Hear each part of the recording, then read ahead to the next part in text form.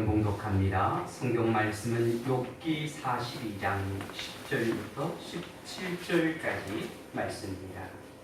구약 성경 욥기 42장 10절부터 17절까지 제가 한 절 읽고 여러분들이 한 절 읽고 그렇게 서로 교독하도록 하겠습니다. 제가 먼저 10절 말씀 읽겠습니다.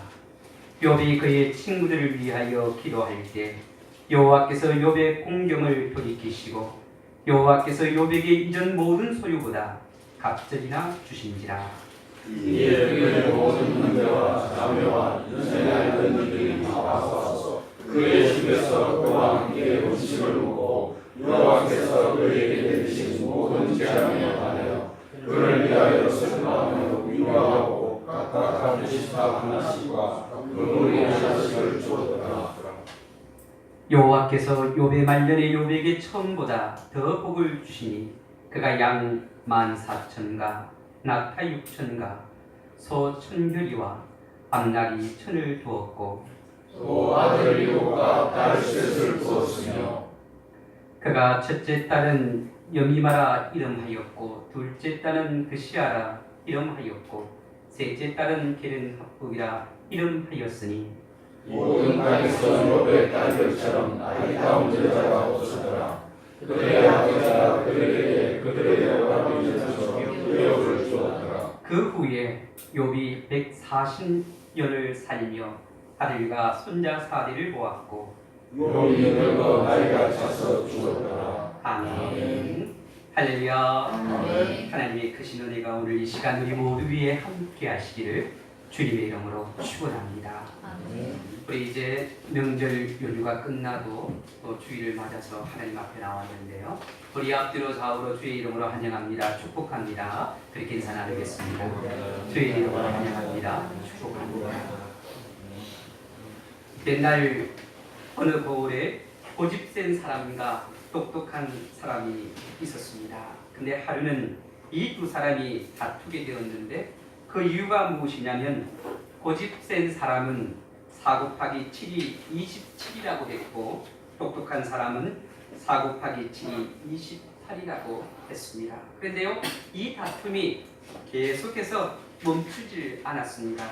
그래서 결국 누구의 말이 옳은지 고을원님을 찾아가게 되었습니다. 그런데요, 고을원님이 한심하다는 표정으로 두 사람을 쳐다본 뒤에 고집센 사람에게 4 곱하기 7이 27이라고 했느냐고 묻자 예, 27입니다. 그런데 저놈이 28이라고 자꾸 우깁니다. 그렇게 말했습니다. 고을원님은요, 똑똑한 사람에게 물어보지도 않고 판결을 내렸습니다. 어떻게 판결을 내렸느냐면 27이라고 대답한 고집센 사람은 집으로 돌려보내고 28이라고 한 똑똑한 그 사람은 곤장 10대를 치라고 했습니다. 그래서요, 고집센 사람이 집으로 돌아가면서 똑똑한 사람을 바라보면서 야, 네가 그렇게 우기더니 결국 곤장을 맞는구나, 그렇게 하면서 가는 거예요. 그리고 똑똑한 사람이 곤장 10대를 맞고 난 후에 너무 억울해서 원님에게 아니 대체 내 말이 정답인데 왜 나를 때리시냐고 그렇게 했더니 원님이 뭐라고 말했느냐면 4 곱하기 7이 27이라고 말하는 놈과 싸우는 너놈이 더 어리석은 놈이다, 그렇게 말했다고 합니다. 우리도 무작정 세상과 맞서 싸우는 어리석은 사람이 되지 말고 기도하면서 하나님의 도우심을 구하는 지혜로운 사람이 될 수 있기를 주님의 이름으로 축원합니다. 제가 10년 전에요, 우리 대구지방 청년부 담당 교육 목사일 때 이 청년들이 함께 모여서 예배를 드리고 또 여러 가지 수련회를 준비하고 또 이런 행사들을 준비하는데요, 임원들 중에 몇몇 임원들이 이제 임원회를 모이러 오게 되면 또 그 준비하는 과정에서 보게 되면 한숨을 많이 쉬어요. 그리고 무언가 하려고 하는 그런 용기들이 없어요. 담대함이 없고. 그러면서 늘 목사님, 저는요 제 삶이 너무 힘들고 어렵습니다. 하는 일마다 되는 일이 없다는 거예요. 자기만 하면 무언가 해보려고 하면 안 된다는 거죠.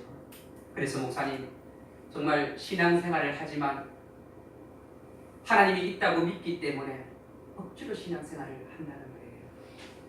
제가 그 청년을 바라보면서 정말 이 청년들이 살아가는 삶들이 대체 어떻기에 뭔가 굉장히 위로받고 싶은 그런 마음들이 있는 것 같더라고요. 그래서 10년 전에 청년들과 함께 청년 집회를 하면서 제가 말씀을 전하는 시간이 마치 있어서 그 청년들에게 삶의 위로가 필요하십니까? 그런 제목으로 이록기 24장 10절부터 17절의 내용을 갖고 말씀을 전한 적이 있습니다. 요즘 이 시대를 살아가는 사람들의 모습을 보면서 지쳐있는 모습들을 보게 됩니다. 무언가 좌절하는 그런 낙심하는 모습들을 보게 됩니다. 제가 그 모습을 보면서요 깨닫게 되는 것이 뭔가 위로가 필요하다. 위로가 필요하다. 근데 여러분, 이 위로가 어디서부터 오는 위로가 되어야 하는가?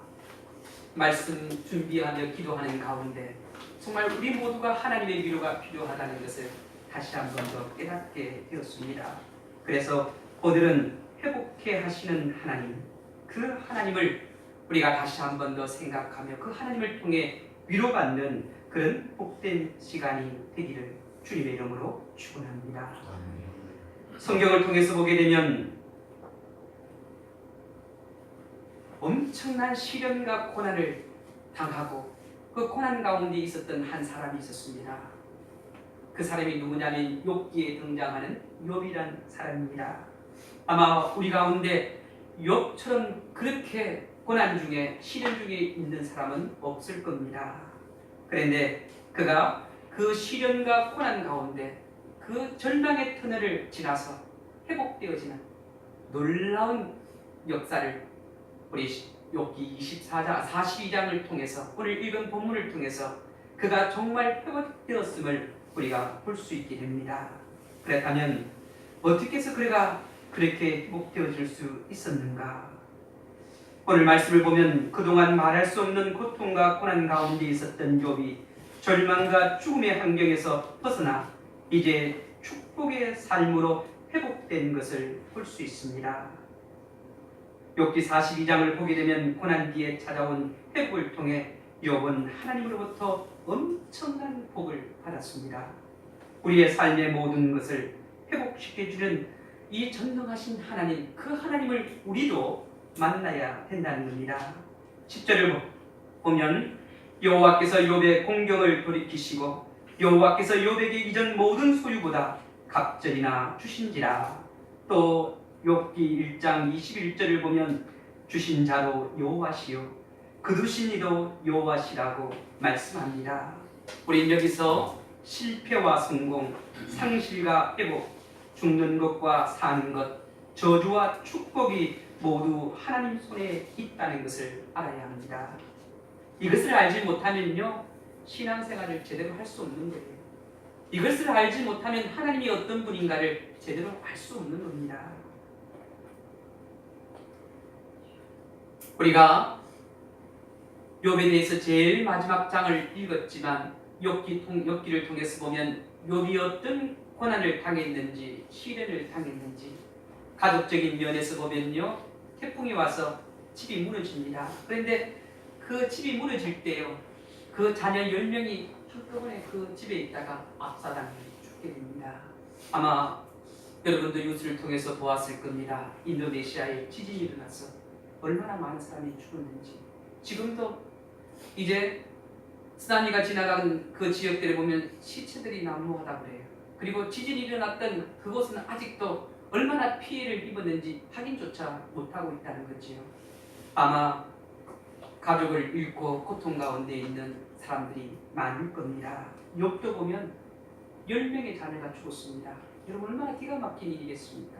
근데 거기서 끝나지 아니하고 그가 소유했던 가축들, 그 모든 가축들이 강탈당합니다. 그리고 거기서 끝나지 않았습니다. 그의 사랑하는 아내가요 욥을 향해 막 저주의 말을 쏟아내는 거예요. 여러분 이 세상에서 가장 가까운 사람이 누구일까요? 아내이고 남편이잖아요. 그런데 그 아내가요 남편을 향해 자기를 향해 저주를 쏟아붓습니다. 그리고 거기서 끝나는 것이 아니라 욥을 위로하러 왔던 친구들도 욥을 위로하기는 그냥 뭐라고 이야기해? 네가 죄를 범했기 때문에 그 죄의 대가로 인해 이렇게 고통받는 것이다. 그렇게 말합니다. 여러분 위로가 아니라 어떻게 해요? 더 아파질 수밖에 없는 그런 말을 쏟아내며 욥을 다그칩니다. 욥이 얼마나 힘들었겠습니까? 얼마나 고통스러웠겠습니까?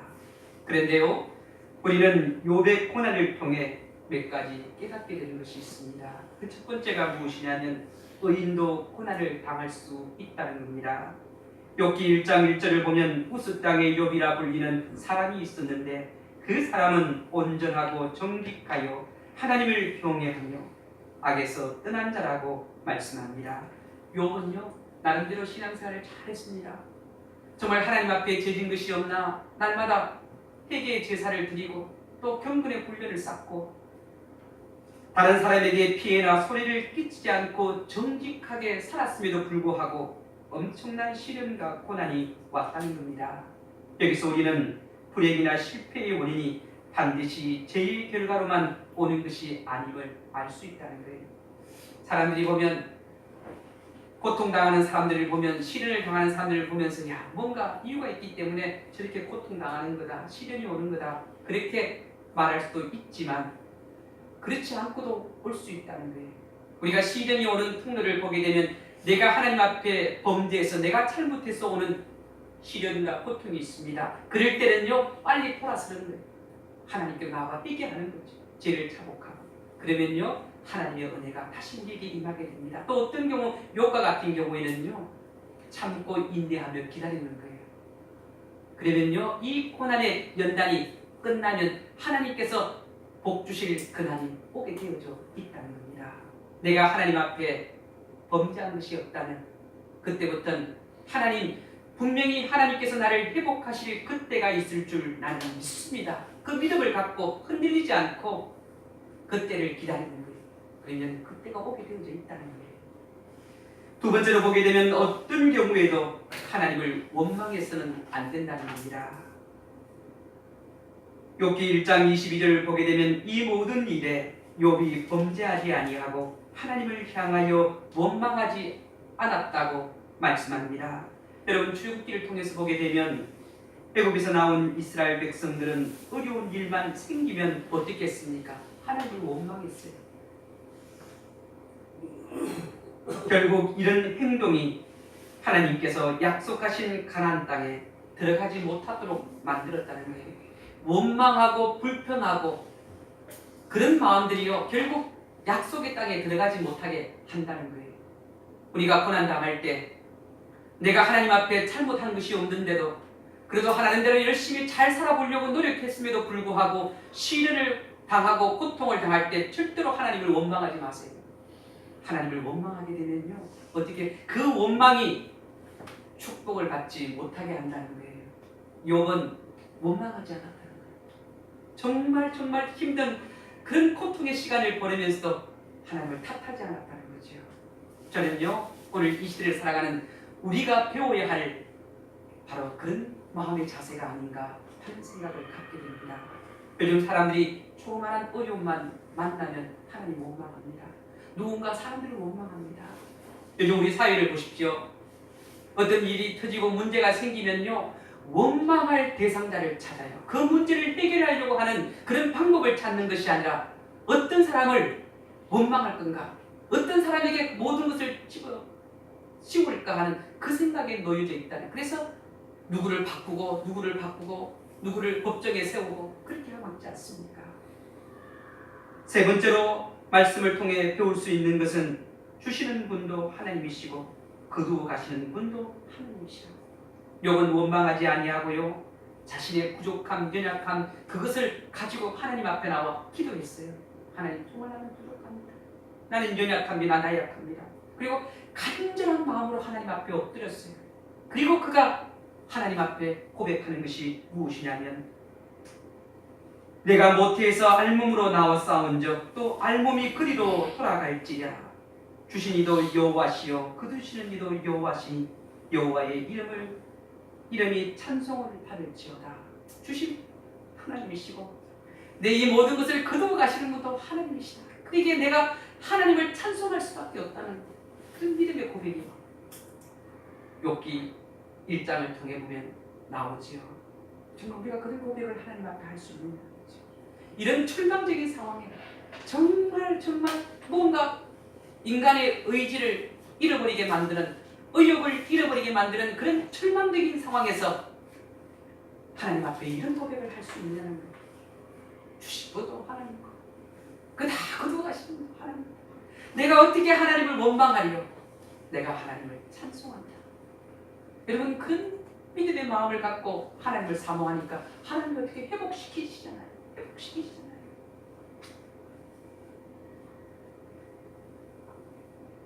우리 하나님은 우리를 회복케 하시는 하나님입니다.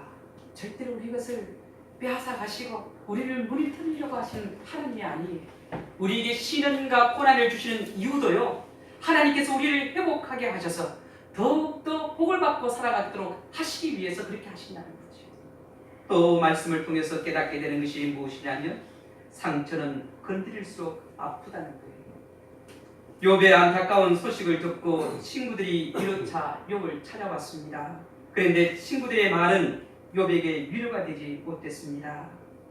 원인 없는 결과는 없다는 그런 식으로, 네가 뭔가 분명히 하나님 앞에 범죄한 것이 있기 때문에 지금 이렇게 고난을 당하는 것이다, 그렇게 말하면서 욥을 다그치기 시작합니다. 욥은 내가 하나님 앞에 범죄한 것이 없는데, 그래도 나름대로 열심히 살아보려고 노력했는데, 그러나 친구들은 아니다, 분명히 내가 하나님 앞에 잘못한 것이 있을 거다, 그렇게 막 다그치는 거죠.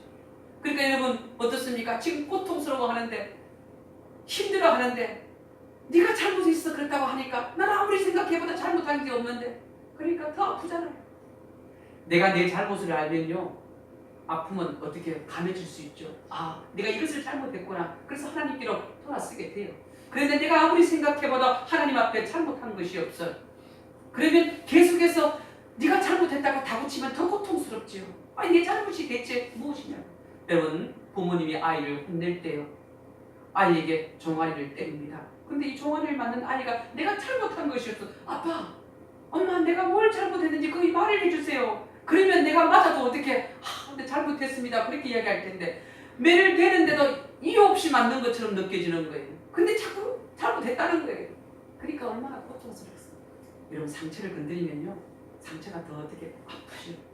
이 욥의 그 마음의 상처가 얼마나 컸겠어요. 근데 친구들이 와서 계속해서 더 고통스럽게 하는 모습을 보게 됩니다. 여러분, 친구는요, 힘들고 어려울 때 보호자처럼 곁에 있으면서 도와주는 사람이에요. 따뜻한 말과 행동으로 위로하고 격려해주는 사람이 친구입니다. 예수님 바로 그런 분이시죠. 내가 힘들고 어려울 때 예수님 옆에 곁에 오셔서 친구가 되어줘요. 위로해줘요. 정말 세상 모든 사람들이 손가락질하고 비판하고 정죄할지라도 예수님은 감싸준다는 거예요. 이해해 주신다는 거예요. 그래, 얼마든지 그럴 수도 있어. 세상 사람들은 너가 어떻게 그럴 수 있느냐고 이야기할지 모르지만 나는 너를 바라볼 때마다 충분히 그럴 수 있어. 내가 너 마음을 그렇게 따뜻한 마음으로 감싸주는 거예요. 위로해 주시는 거예요. 이 참된 위로자. 욥기를 통해서 보게 되면 때로는 친구도 위로자가 되지 못합니다. 때로는 우리가 또 말씀을 통해서 보게 되지만 다섯 번째 뭐냐면 함께 사는 타인이 있습니다. 함께 살고 가정을 이루면 사는 가족이잖아요. 그런데 그 가족들 가운데 타인이 있다는 거예요. 욥의 아내는 욥과 한평생을 함께 하기로 약속하고 결혼한 사람입니다. 그런데 욥기 2장 9절을 보게 되면 그의 아내가 그에게 이르되 당신이 그래도 자기의 온전함을 굳게 지키느냐, 하나님을 욕하고 죽으라. 지금 이렇게 고통받는데 그래도 내 자신이 하나님께 온전해지려고 뭐가 하나님께 바르게 살려고 그렇게 하는데 그 미선적인 모습 버리고 제발 하나님 막 욕하고 죽으라는 거예요. 보기 싫다는 거예요. 당신이 그 거짓된 그런 행동들, 미선적인 행동들 보기 싫다는 거예요. 그리고 어떻게요? 이 아내가 심한 막말을 하고 떠나버립니다. 여러분, 가족인데요, 가족이 그런 거예요. 얼마나 상처를 받겠습니까?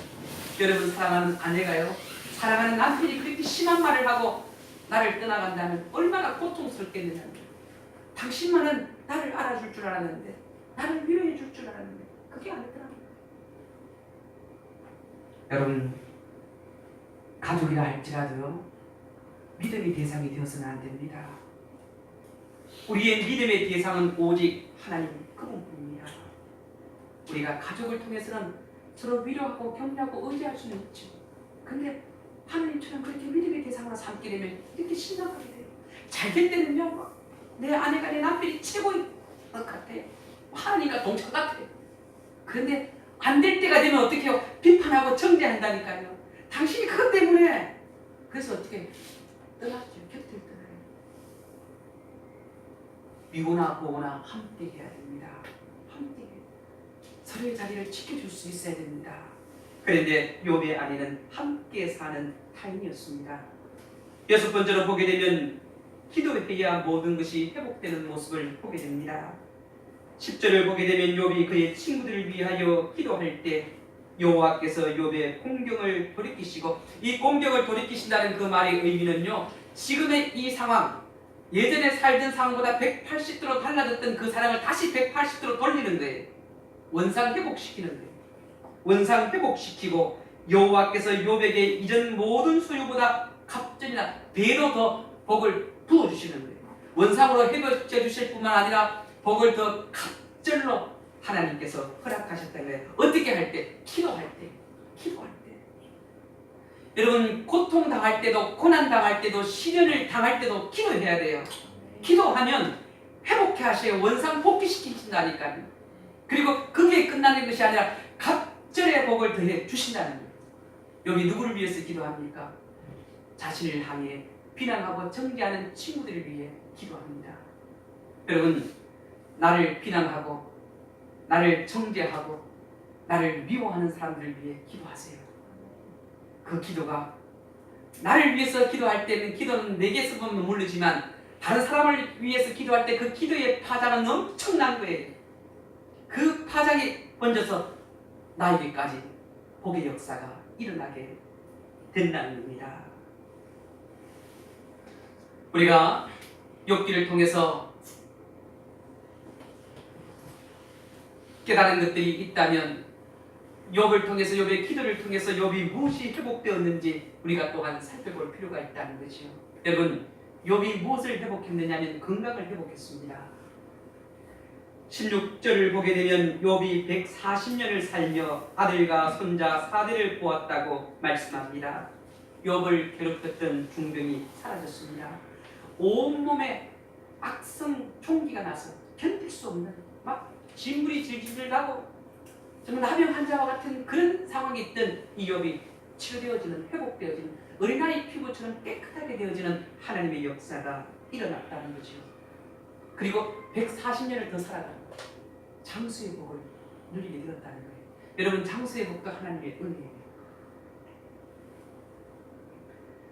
미국의 듀크 대학에서 연구팀이 4,000명을 대상으로 이렇게 조사를 해보았다고 해요. 어떤 조사를 했냐면 기독교인과 기독교인이 아닌 사람.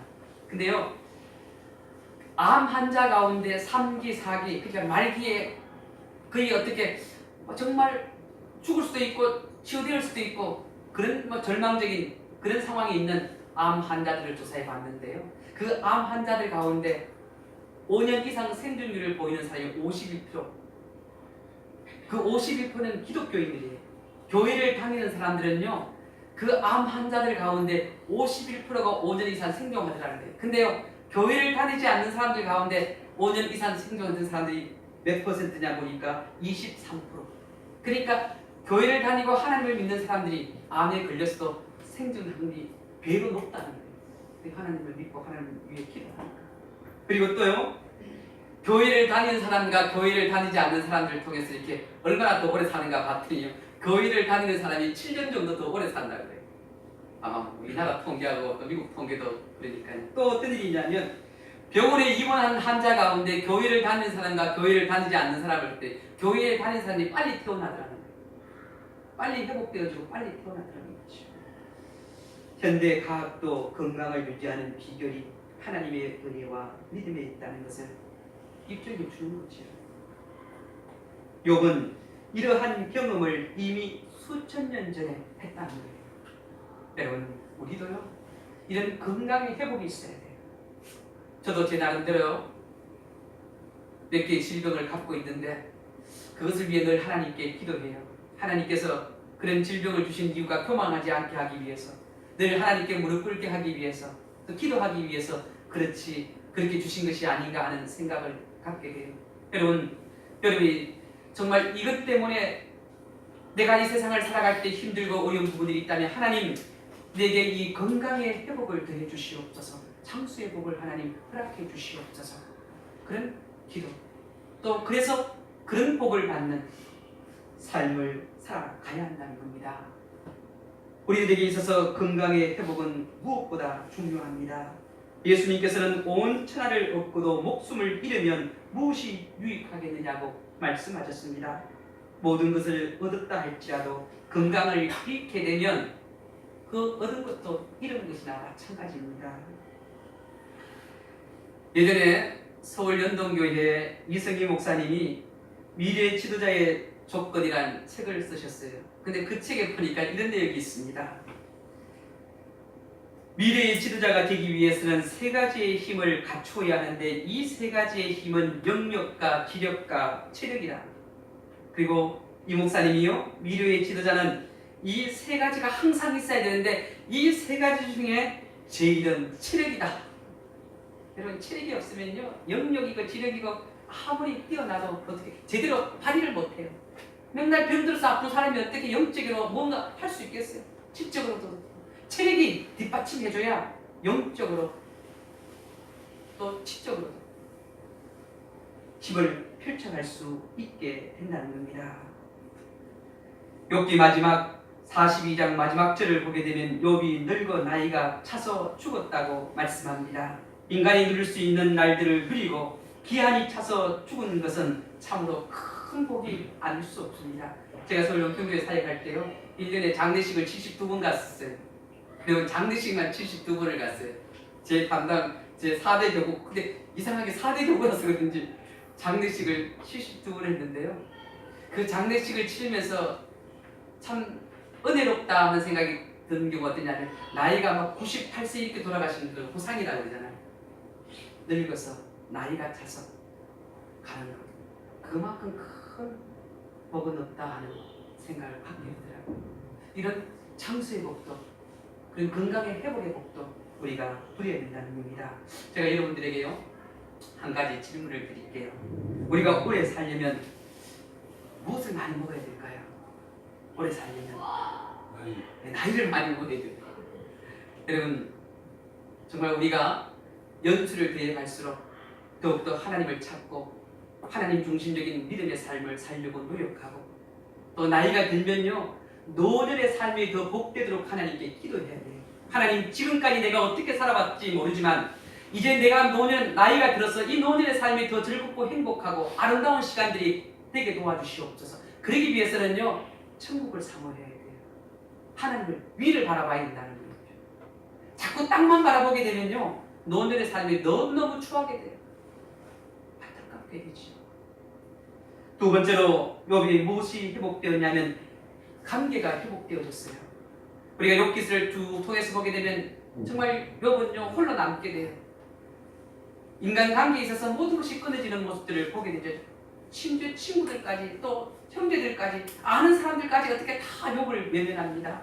아마 욥이 고통받을 때 그들이 욥을 바라보면서 내 그럴 줄 알았다. 좀 산다고 하는데 보니까 언젠가는 한번 맞을 줄 알았다.